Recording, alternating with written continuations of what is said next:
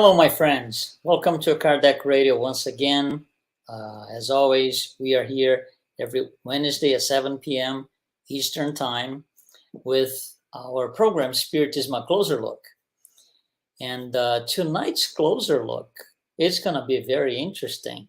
We're going to take a closer look at reconciliation. And to balance things out, I'm in Florida, Luiz Lima, as you know.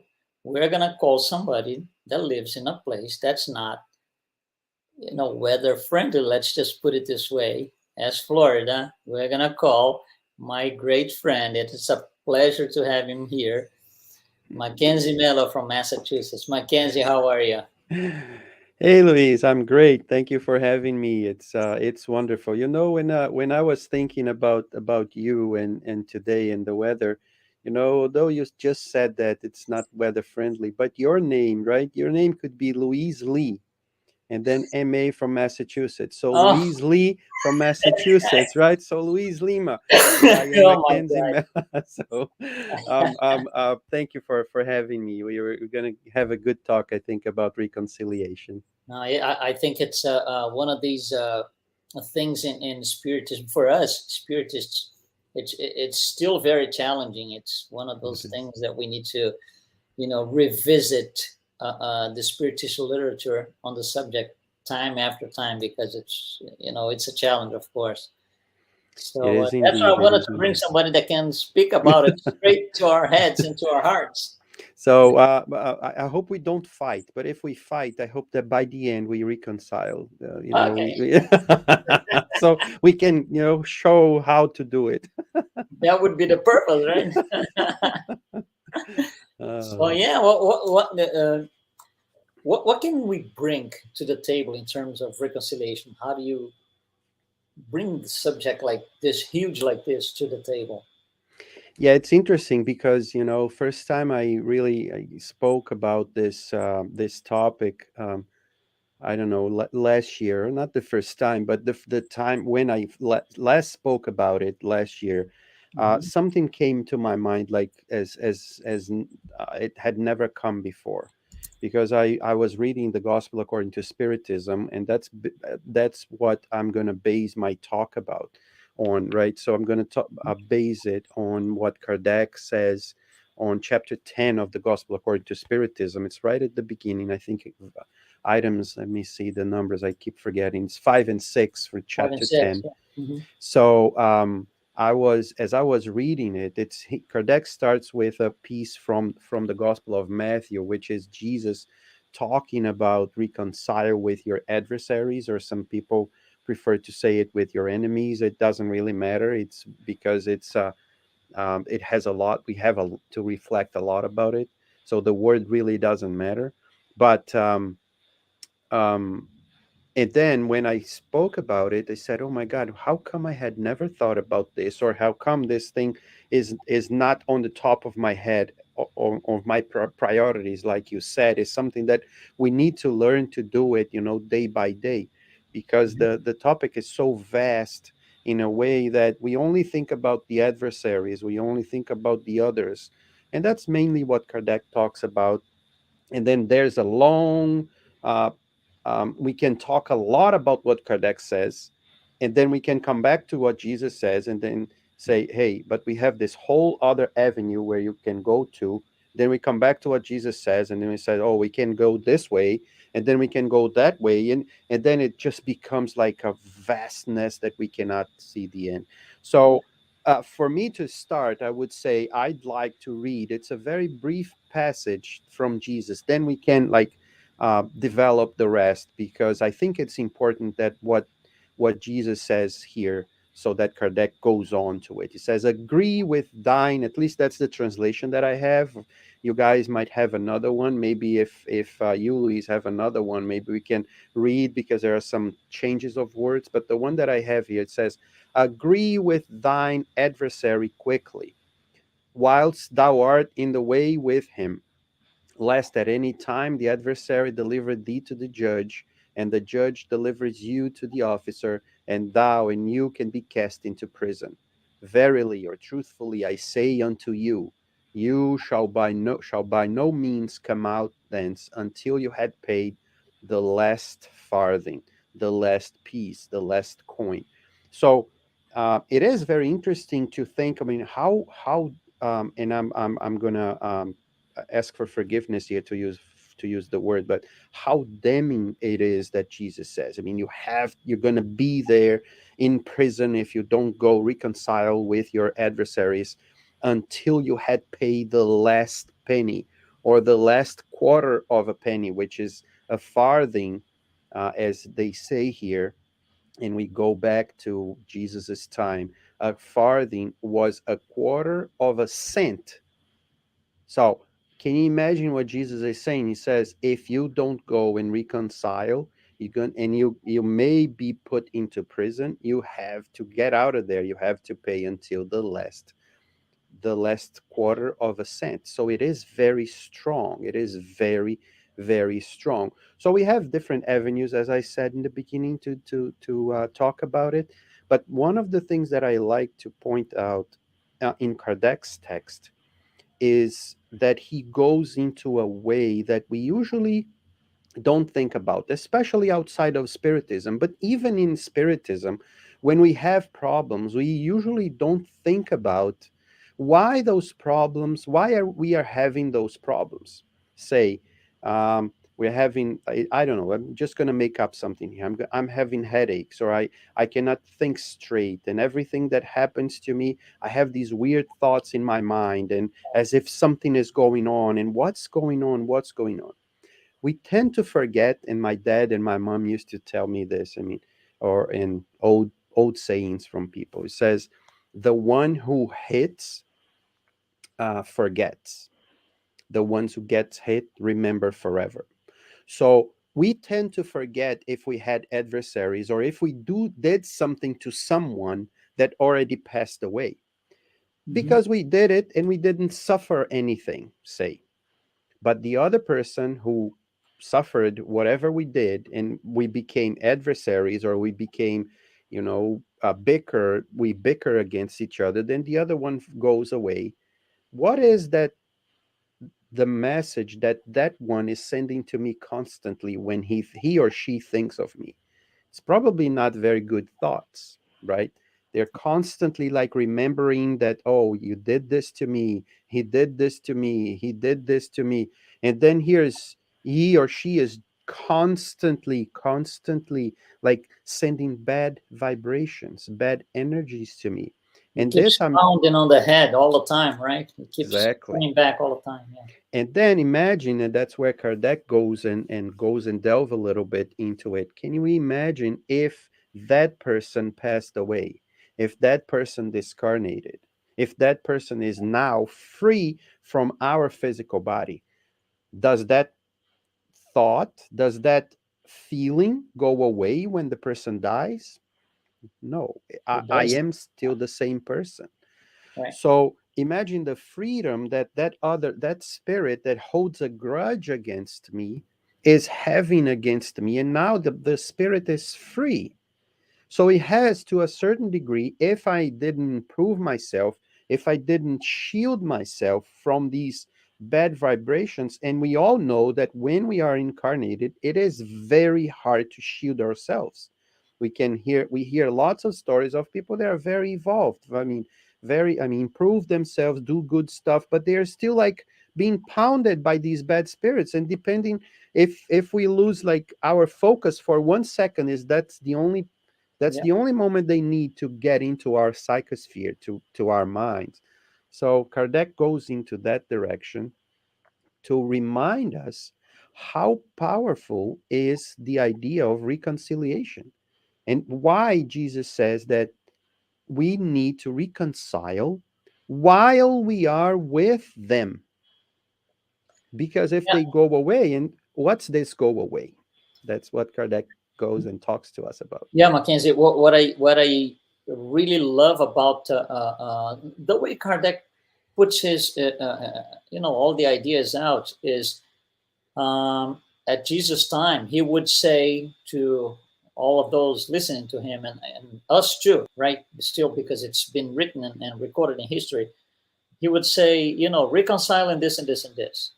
But because of at that time, those people would not be able to understand what he was saying fully. He didn't say why. He just said Mm-hmm. reconcile while they're Mm-hmm. here. Kardec comes in and puts another layer on top and explains why you should do that.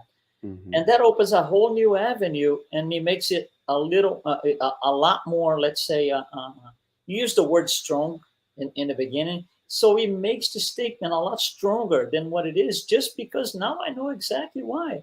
Before, he was like this big counselor. He was counseling us, don't do this. But, don't do this doesn't mean I'm going to stop everything and do it.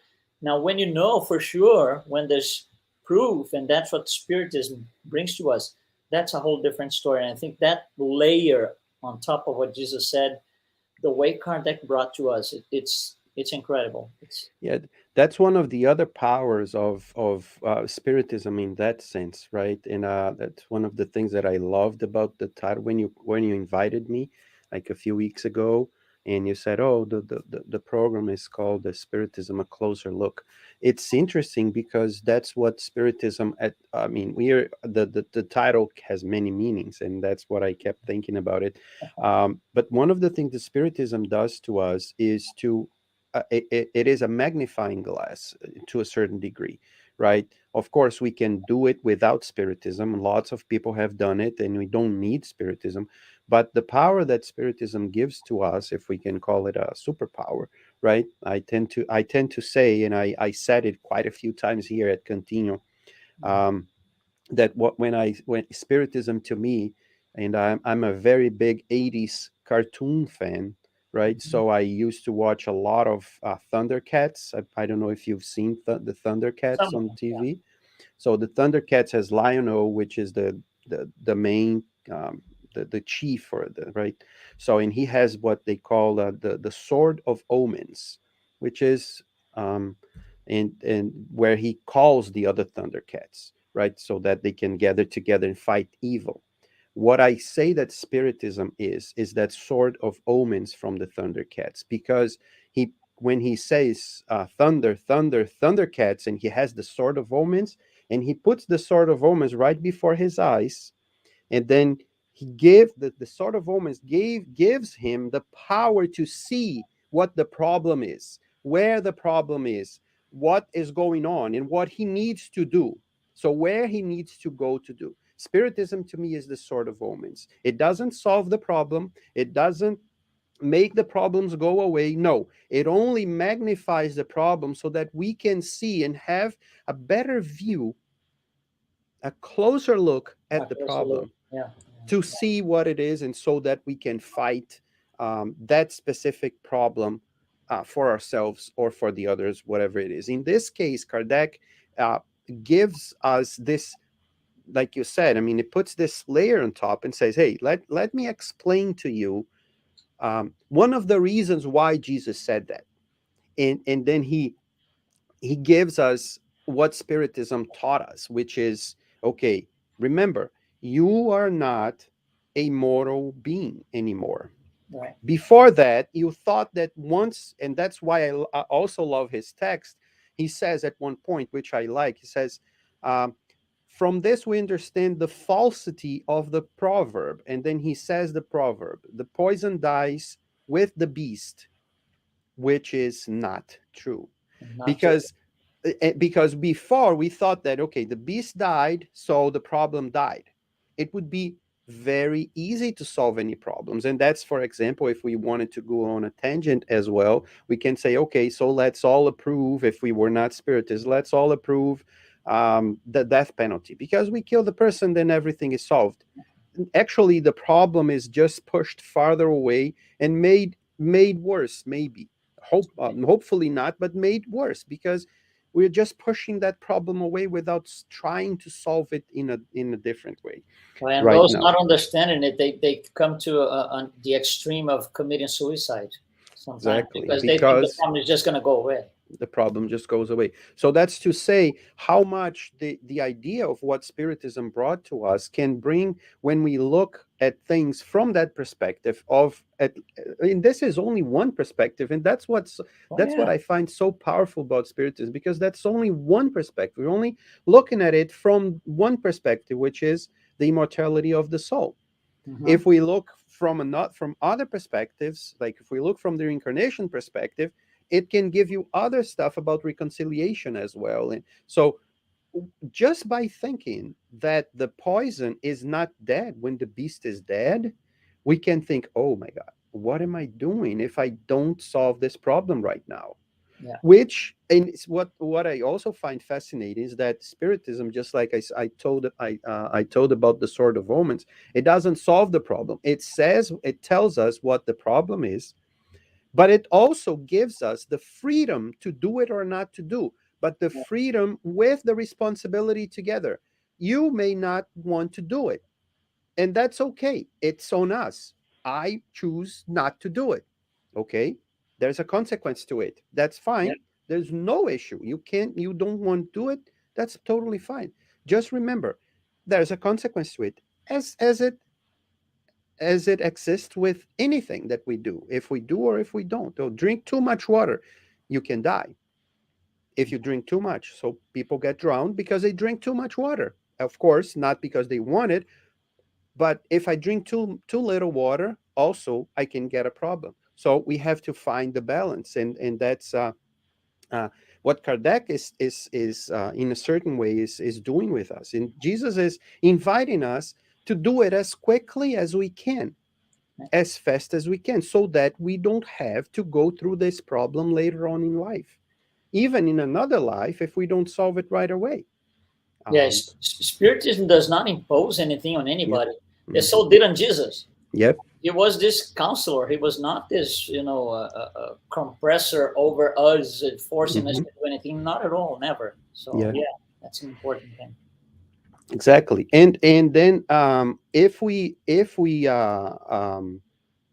I mean, going there's so much to talk, which is kind of hard to go through everything, but um if we decide to do it as quick as we can, then we might even, get a friend before we go over. And then, even if it's not a friend, even if it's lessened by what we did to or with the other person, it's already a gain. It's a gain for me. It's a gain for the other person. It's one less thing that I need to worry about. It's one less thing that will weigh my head on the pillow at night, that I have to be worrying about. Oh, did I did this wrong or not? So if you did all that you could, if we did all that we could towards that person that's my adversary, my enemy, or a person that I don't go well with, um, the better for me, and also the better for the other person. However, we cannot account for what the other person will do or will not do, because it's, of course, that to reconcile fully with someone, it doesn't take only one, right? It takes two. So I can only do my part. And Yeah, if I did my part the best that I can, and I kept trying and I kept doing, and the other person doesn't want to, what can I do? There's not much that I can do. I can pray. I can ask God to help the other person to see what I'm trying to do. But that's not up to me. It's up to the other person. So and that's the balance that one of the things that I was saying about the balance is that we have to reach that point as well, and to allow ourselves. And that's one other thing, because when we get to a point like this, that I'm saying to myself, for example, oh, I'm doing a lot and the other person doesn't want to, I can to a certain degree start to blame myself, or start to put pressure on myself, because I am not doing enough. And then I I can get to a point, and I we see a lot of this, maybe not on this specific uh, topic, but we see a lot of people that can't forgive themselves yeah, because of something they did or they didn't do. And this reconciliation needs to be brought to me as well. I need to learn to reconcile with what I was not able to accomplish. So I'm trying to reconcile with Luis, for example. We had a fight, we had a problem, and I was not able to do, or the other way around. Luis is trying to reconcile with me, and I don't want to give in, and he tries, and I don't want to give in. He tries, so he gets frustrated with himself. But I don't want to do anything because I'm the one that did, and okay, I suffered something from you. I don't want to deal with it. I don't want to talk to you anymore. But you're trying. So it will come a point where, okay, the reconciliation that I'm trying to do and I cannot bring me down because I can't get it. And if I bring me down, it's not doing good to me as well. So I have to reconcile with myself because at that point, at that moment, I am being my worst adversary. Yeah, I am being my enemy. And exactly. if I don't reconcile with myself, my conscience will be putting me into jail, just like Jesus said. Yeah, And if my yeah. conscience puts me into jail, it will charge me until the very last drop of blood. So I It's the have enemy to. within, right? It's It's the the enemy enemy with. within.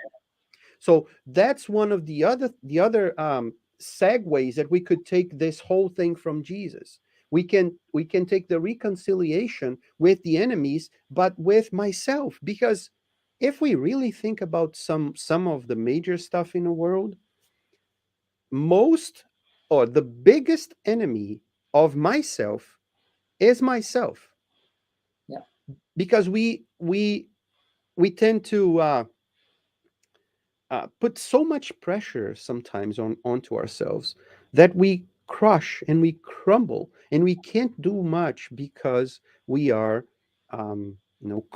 asking too much from ourselves. And I'm not saying that we should, okay, be laid down and don't do it. No, we have to find the balance. We have to push ourselves forward, but we have to know our capability. It doesn't help for us to build a strong body, a strong body of bronze or of something, or of steel. And then mhm, there's this image on the Gospel according to Spiritism too, which I love. You build this statue.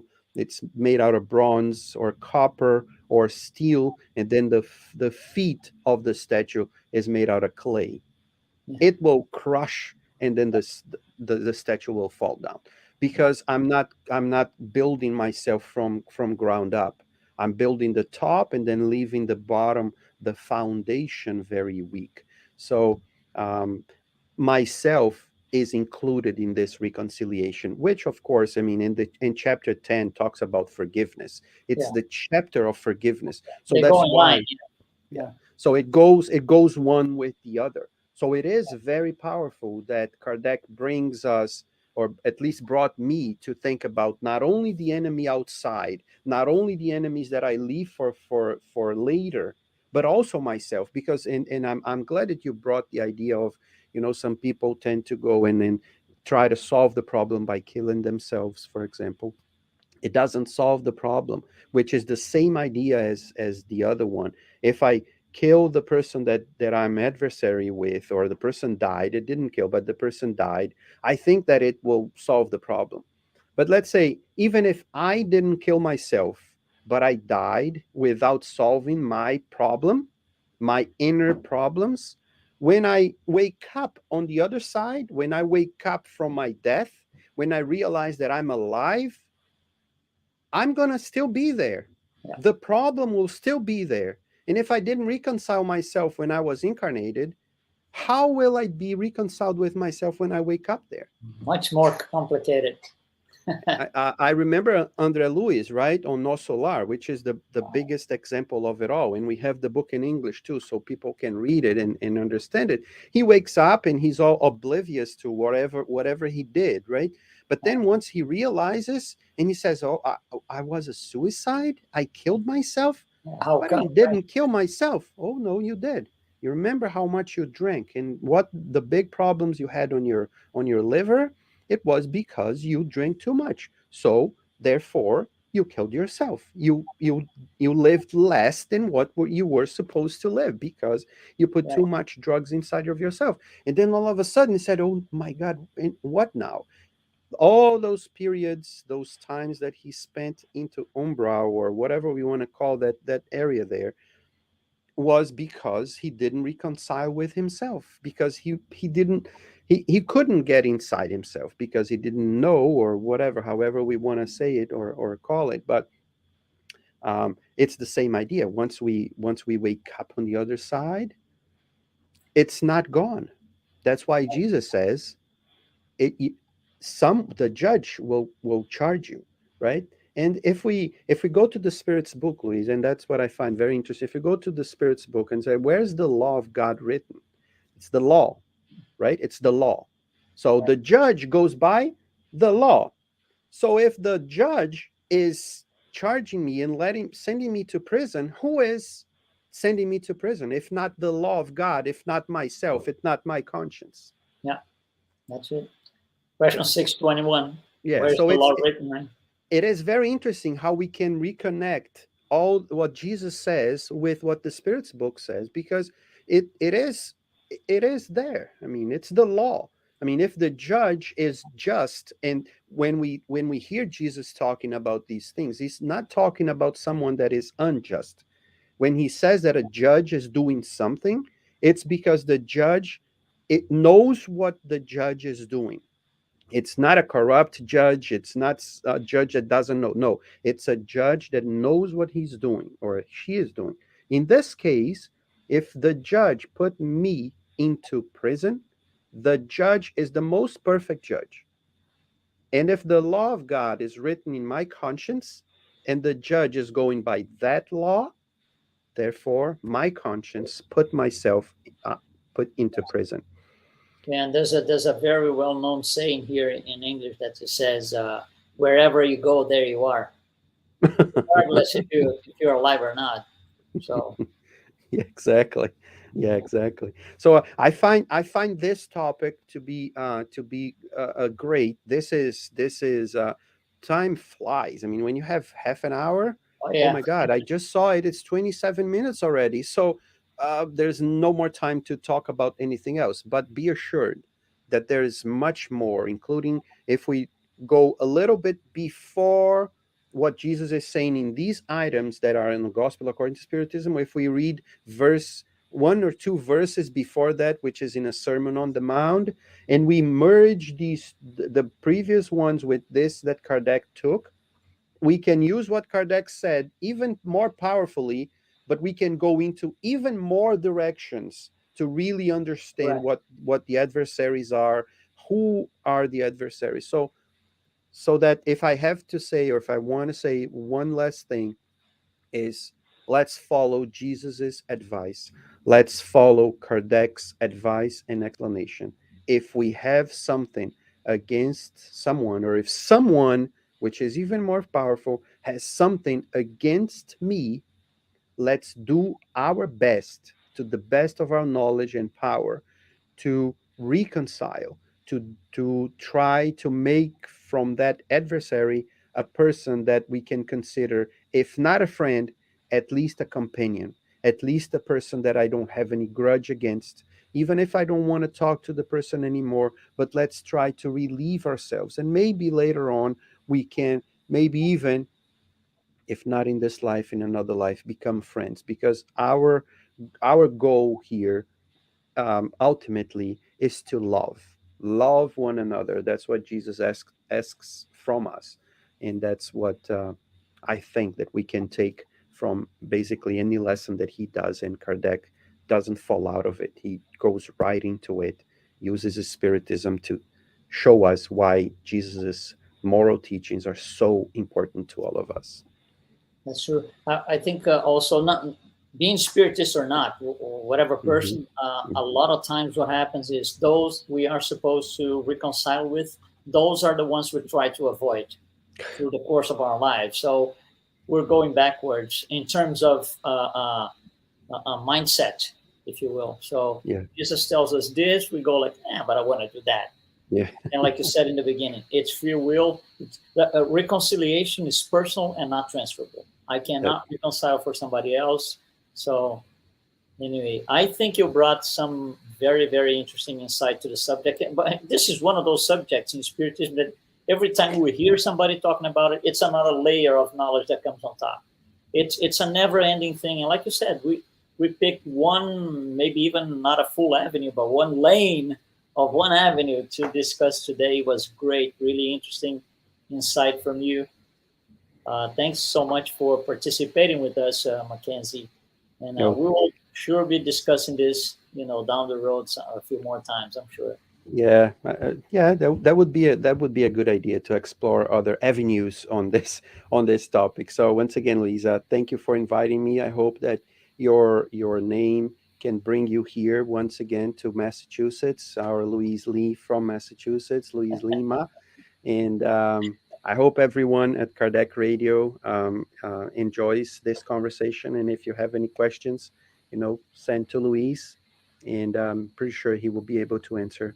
Yeah, And we can do. Well, you can always visit here. When you see in the bottom, you can always visit cardekradio.com. You can, Yeah. post your questions. They will be forwarded to us. Okay, so thank you very much for participating. If you're live with us now, or if you're seeing this as a pre-recorded section, again, go to cardekradio.com and Spiritism a Closer Look. We will be here next week with another topic, and we're going to take a closer look on something else. So don't forget, Eastern Time, 7 p.m. every Wednesday. Be well.